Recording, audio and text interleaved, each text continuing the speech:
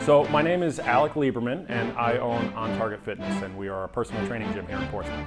It's a challenge for a small business to make sure you pay your team enough so that they can live in the area.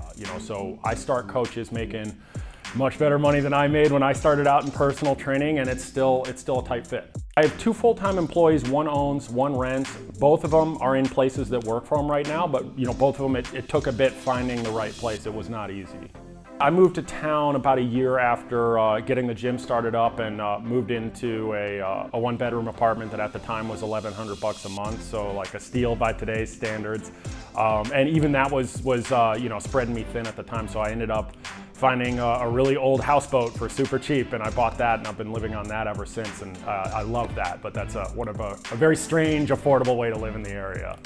I recently bought a multifamily house, so I do now have that perspective of being a landlord in the area. And typically when I list an apartment, there's a pretty frenzied response, especially if it's a 1-bedroom. There just aren't enough of those to go around. So I'll get anywhere from 12 to 50 responses within 24 hours. Living on a boat is a lot more glamorous during the summer and a lot less glamorous during the winter. During the summer, it's awesome. I've got a sunset view, I've got a sunrise view. I'm walking distance from downtown Portsmouth and Kittery Side, so you just can't beat it. And then in the winter, I get it plastic wrapped to keep it warm. I don't have any running water, and you just slog it out and you deal with it for half the year. It doesn't have a working engine. It's basically like a floating tiny home. It's super cool. I love it. My name is Jay Stanfield. I am a coach and also an administrative employee here at On Target. I currently live in Hampton. I moved there in May.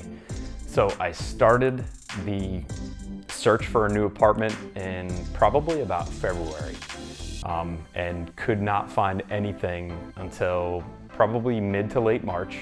And from mid to late March, they weren't able to get me in until May. So just in trying to find everything, prices were pretty crazy, and availability was extremely limited. But yeah, if I could live in Portsmouth, I would. But obviously, rent in Portsmouth is pretty high, so I'm making a half-hour commute.